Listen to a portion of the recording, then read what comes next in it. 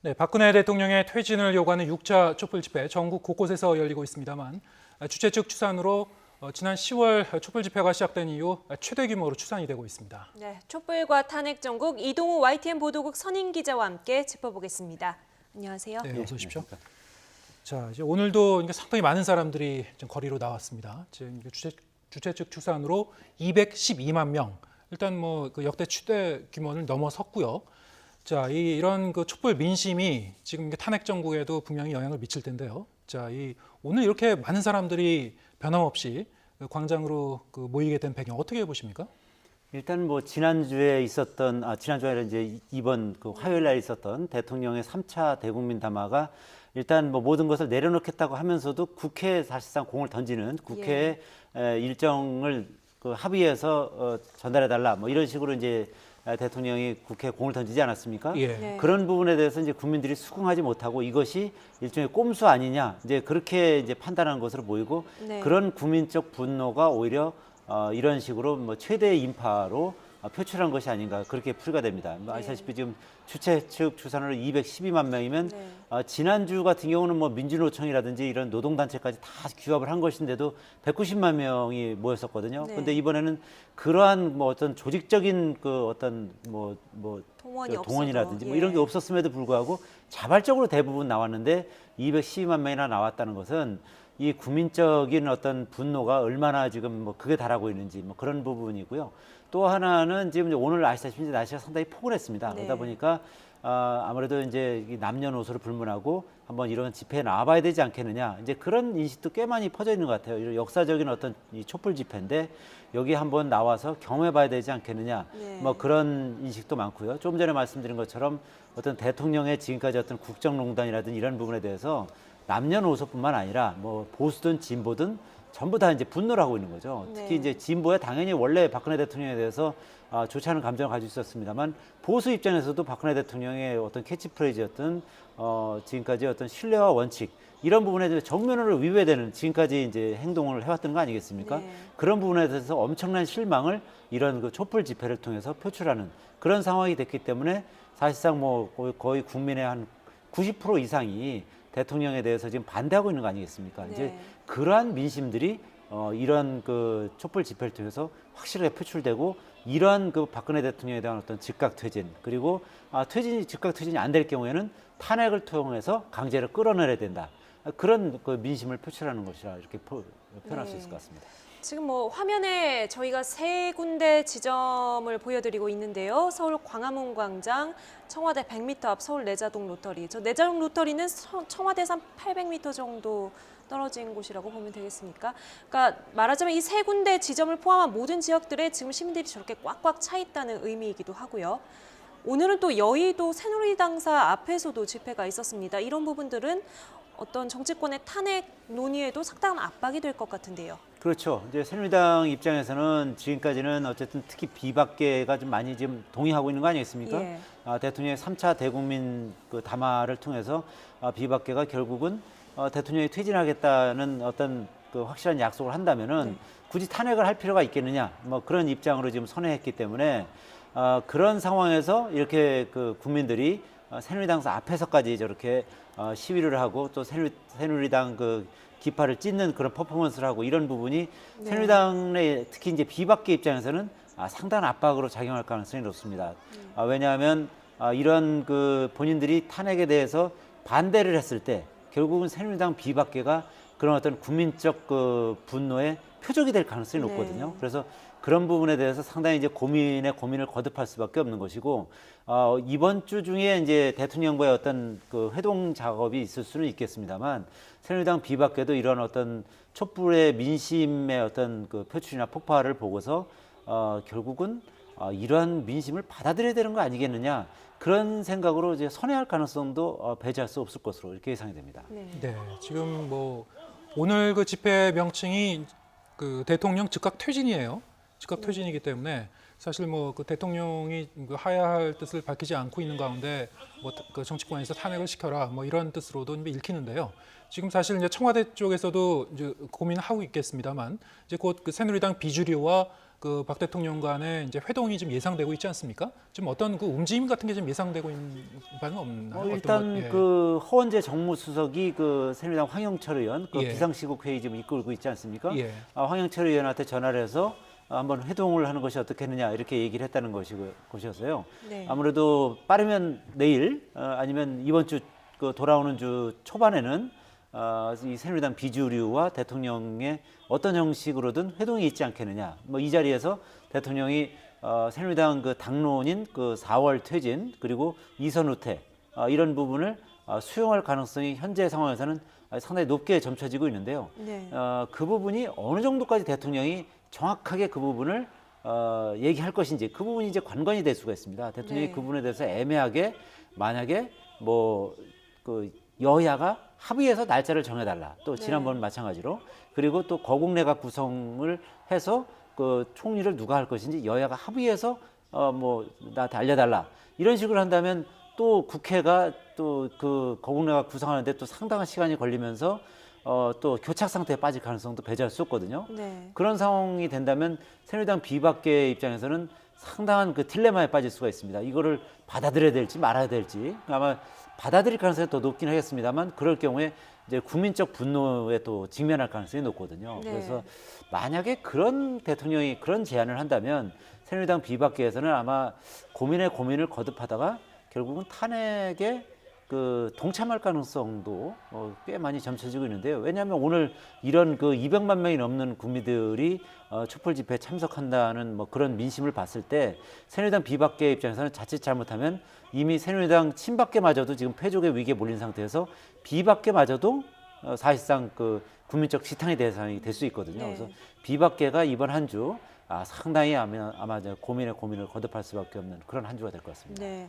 그 야 3당이 박 대통령 탄핵안을 9일에 표결 처리하기로 했지 않습니까? 그렇게 되면 이제 새누리당 비박계와 대통령의 만남이 이 탄핵안 처리에는 좀 어떻게 다른 영향들을 미치게 될까요? 그러니까 좀 전에 말씀드린 것처럼 네. 이제 새누리당 비박계와 대통령의 회동이 하나의 가장 큰 이제 그 분수령이 될 가능성이 네네. 높거든요. 이제 그럼에도 불구하고 야당은 그 대통령의 어떤 입장을 내놓는 것과 관계없이 탄핵은 가결시키겠다. 네. 이번 주 그 이제 돌아오는 표결 주 처리를 하겠다. 9일 예. 날 표결을 통해서 가결시키겠다는 것이 이제 지금 그 야당의 이제 일관된 입장이거든요. 네. 그러니까 왜 그러냐면 야당 입장에서는 대통령이 뭐 언제 물러나겠다고 하는 것과 관계없이 지금 대통령을 그런 경우에는 대통령이 물러나는 건 의원 면직 아니겠습니까? 네. 의원 면직보다는 탄핵을 통해서 확실하게 파면을 시키는 것이 오히려 국민적 그 민심에 더 맞다. 네. 그리고 이제 지금 촛불 그 민심을 봤을 때는 대통령의 즉각 퇴진을 주장하는 것이고 즉각 네. 퇴진이 안 될 때는 대통령을 그 탄핵을 통해서 강제로 끌어내리는 방향을 지금 촛불 민심이 좀 원하고 있는 거 아니겠습니까? 네. 그런 상황에서 지금 그 야 3당이 새누리당이나 대통령과 어떤 대통령 임기 단축과 관련한 협상을 한다는 것은 마치 야합으로 비칠 가능성이 높거든요. 예. 그래서 그 부분은 촛불 민심에 배치되는 것이기 때문에 야당 입장에서는 그 길을 택하기가 상당히 어려운 거죠. 물론 네. 정치라는 것은 어떤 타협과 협상이고 이런 어떤 그 광장의 민심을 정치권이 정치적으로 이거를 수습하고 마무리하는 것이 이제 원래 정도이긴 합니다만 네. 지금 워낙 촛불 민심이 이제 비등한 상황에서 야당이 이런 어떤 비상시국 상황에서 그러한 그 정치를 하기에는 상당히 이제 부담이 되는 거죠. 실제로 네. 이와 관련해서 노회찬 정의당 원내대표는 비상시국에서는 비상정치를 할 수밖에 없다. 네. 뭐 그런 얘기를 하고 있습니다. 네. 그래서 이 부분에 있어서는 야당은 촛불 민심과 함께 할 수밖에 없는 그런 상황인 것이죠. 네. 근데 새누리당 비주류 의원들과 대통령과의 만남이 어떻게 되느냐에 따라서 또 부결 가능성도 있는 거잖아요. 그렇죠. 새누리당 그 지금 비주류 같은 경우는 지금 그 비주류 한 30-40명 중에 한 그 적어도 28명이 그 이 탄핵안에 찬성을 해야만 이 탄핵 소추안이 가결되는 거 아니겠습니까? 네. 그런데 그 중에 그 친기무성계라고 할 수 있는 한 20명 정도가 지금 이 대통령이 만약에 뭐 4월 퇴진을 한다 그러면 우리는 탄핵안 표결에 반대할 수밖에 없다. 네. 뭐 그런 입장이란 말입니다. 그렇기 때문에 지금 이 추세로 간다면 대통령이 4월까지 퇴진하겠다는 걸 확실하게 약속을 한다면 그렇다면 김무성계 한 20여 명은 탄핵안 표결에서 반대를 표를 던지겠다는 입장이란 말입니다. 그렇게 되면 지금 상황으로 만약에 흘러간다면 탄핵안은 부결될 가능성이 더 높긴 합니다만 좀 전에 말씀드린 것처럼 지금 이런 엄청난 촛불 민심 네. 상황에서 비박계가 이런 그 민심을 등지고서 탄핵안을 실제로 부결시킬 수 있을지 네. 그런 부분은 이제 좀 더 그 민심의 동향을 좀 봐야 될 것 같습니다. 네. 네, 지금 뭐 여러 가지 변수가 있습니다. 사실 뭐 그 비주류와 박 대통령 간의 회동, 그 회동 결과에 따른 박 대통령이 뭐 어떤 입장 표명을 할 것인가, 그리고 이제 비주류 의원들이 뭐 어떤 그 개별 그 행동을 할 것인가도 이제 지켜봐야 될 것 같고요. 근데 지금 이렇게 보면은 7일 날 박근혜 대통령이 7일 그 6시까지 저녁 6시까지 거취에 대해서 이제 표명을 하라 뭐 이렇게 비주류 쪽에서 이제 요구를 하고 있지 않습니까? 그리고 동시에 이제 그 7일 그 여야 합의에 의해서 그 로드맵을 이제 또 도출하라 뭐 이런 그 주장도 하고 있고요. 뭐 거기에 따라서도 이제 각 의원들의 이제 입장이 좀 갈릴 수 있을 것 같고. 자, 그러면 이제 그 8일 날 그 이 탄핵 소추안을 본회의에 보고하게 되면은 자동적으로 72시간 내에 이제 표결 처리하도록 돼 있는 것 같아요. 근데 지금 그 야3당은 일단 9일을 이제 데드라인으로 잡고 있죠. 그렇습니다. 네. 왜냐하면 이제 9일이 이번 정기국회 마지막 날입니다. 네. 그래서 8일 날 이제 그 국회 보고를 하고 네. 그리고 나서 24시간 이후 72시간 내에 네. 이 탄핵안을 이제 표결에 붙이도록 돼 있습니다. 예. 그래서 탄핵안이 만약에 설사 부결된다 하더라도 예. 이번 그 정기국회에서 못한다 하더라도 다음 임시국회를 열어서 임시국회에서 다시 또 발의를 하면 되는 겁니다. 그래서 연장될 가능성도 있는 거군요. 그렇습니다. 이제 네. 그렇기 때문에 그 어떻게 보면 지금 야당 입장에서는 네. 뭐 설사 부결된다 하더라도 이 촛불 민심과 함께 가는 것이 어떤 부결의 후폭풍보다는 차라리 낫다 이렇게 판단하는 거고요.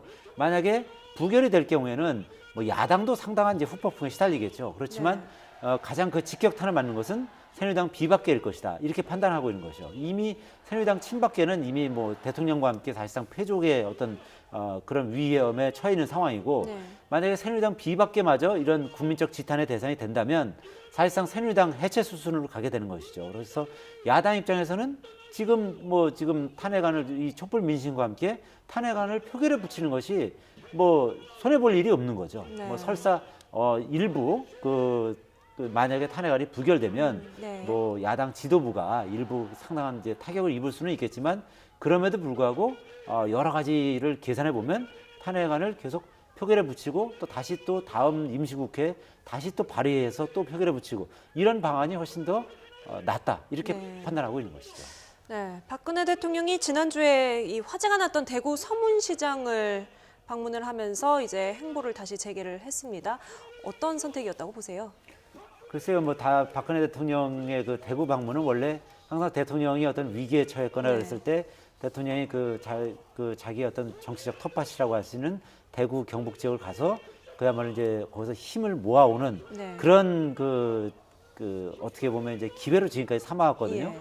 근데 이번에 같은 경우는 뭐 그런 어떤 생각을 하고 갔을 가능성은 있습니다만 네. 결국 그 대구 지역민들의 반응도 비교적 냉랭하지 않았습니까? 예. 이제 그런 부분을 보고 대통령이 이제 돌아오는 길에 뭐 눈물을 흘렸다는 거 네. 아니겠습니까?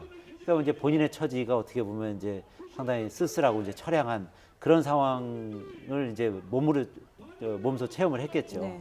이제 그런 과정에서 어떤 뭐 서름이나 뭐 이런 본인이 지금까지 이제 이런 국정농단의 어떤 주역이 되는 부분에 대해서 뭐 후회의 어떤 회한의 눈물일 가능성이 높은데 네. 그것이 뭐 조금 주요한 측면은 있는 것 같습니다. 어쨌든 그 대구 지역에서 대통령 지지율이 조금 오르긴 네. 했거든요. 근데 그러기에는 뭐 그것을 완전히 돌리기에는 이미 뭐 엎질러진 물이 돼버린 거고, 네. 뭐 갤럽 여론조사에 의하면 이제 대통령 지지율이 지금 4%에 불과한 것이고, 뭐 반대하는 여론이 지금 90%를 넘지 않습니까? 네. 뭐 그런 상황에서 뭐 어떻게 보면 그 반전의 기회로 대구 지역을 방문했을 수는 있지만 사실 뭐 그런 부분은 사실 지금 상황에서는 연목구어가 된 네. 그런 그 상황에 이미 직면한 네. 것이죠. 네. 네. 자, 오늘 그 박영수 특검의 브리핑이 있었습니다만 이제 특검도 이제 그 수사에 대한 일단 팀 구성 그 채비에 이제 박차를 가하고 있고요. 자, 이 특검 그 수사 그 범위와 그 방향에 대해서도 여러 가지 기대가 모아지고 있는데, 자, 이 상당히 특검도 앞으로 이제 최장 120일입니다만 갈 길은 먼데 시간은 좀 제한적이고 마음이 바쁠 것 같아요.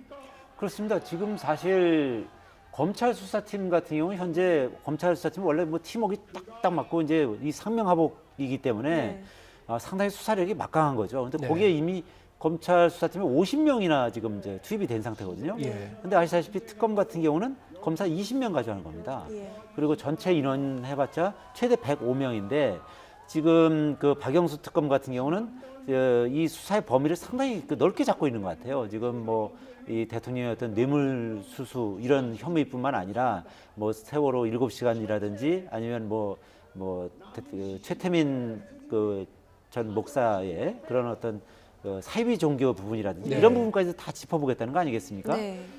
그러다 보면 너무 이 수사를 방대하게 벌렸다가 네. 이걸 제대로 수습하지 못할 뭐 그런 위험성도 일부 있거든요. 네. 그래서 물론 이제 박영수 특검과 그 윤석열 수사팀장이 상당한 이쪽 그 특수수사 쪽에 이제 조예가 깊은 분들이기 때문에 뭐 그 지나치게 확대하면서 수습을 못하는 상황까지 가지는 않겠습니다만 일부 일각에서는 지나치게 이걸 그 수사 범위를 넓혔다가 이거는 일정 기간 120일 안에 다 수사를 마무리해야 되는 건데 그 부분에 있어서 나중에 이제 공소유지하는데 좀 어려움을 겪지 않겠느냐 그런 우려를 하는 사람들도 있습니다. 그래서 그 부분에 있어서는 아마 그 이제 박영수 특검이 좀 더 이제 그 부분을 좀 더 단단하게 그 수사를 끌고 가야 되는 이제 그런 그 과제를 안고 있는 것이죠. 네.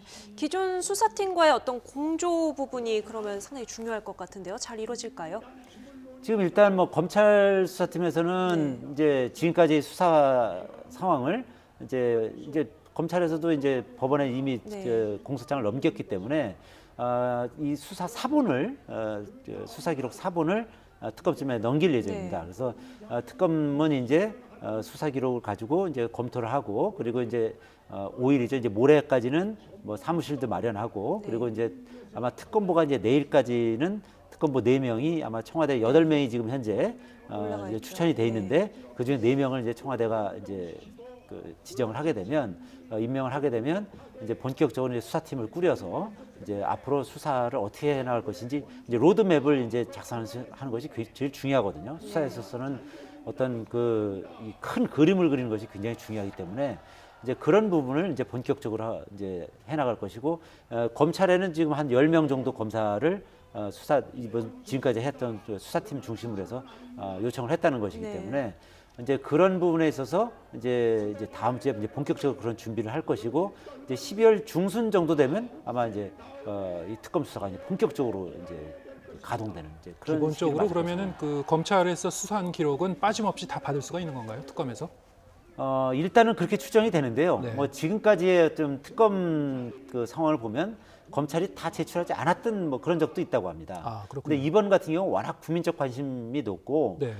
그리고 검찰 입장에서도 이제 사활을 걸고 수사했던 부분이기 때문에 만약에 검찰이 조금이라도 뭐 누락한 부분이 있다면 검찰이 치명상을 입을 수밖에 없거든요. 거기다 지금 뭐 아시다시피 김순환 검찰총장도 서울 그 중앙지검장으로 있으면서 그 2014년 11월에 그 청와대 그 문건 유출 사건을 네. 좀 축소수사한 것이 아니냐 뭐 그런 의혹도 받고 있지 않습니까? 네. 뭐 자칫 잘못하면 김순환 총장도 수사 대상이 될 수 있는 그런 상황에서 검찰이 수사 기록을 일부 누락한다든지 할 때는 아마 검찰이 국민적 지탄의 대상이 될 수 있기 때문에 그런 일은 일어나기 쉽지 않지 않을까 뭐 그렇게 생각합니다. 네, 알겠습니다. 자, 이 특검 앞으로도 뭐 잘 진행이 되어야 될 것 같고요. 특히 이제 대통령 그 탄핵의 이제 분기점입니다. 자, 이 다음 주 잘 지켜봐야 될 것 같습니다. 자, 촛불과 탄핵 정국에 대해서 이동우 YTN 보도국 선임 기자와 함께 짚어봤습니다. 오늘 말씀 감사합니다. 고맙습니다.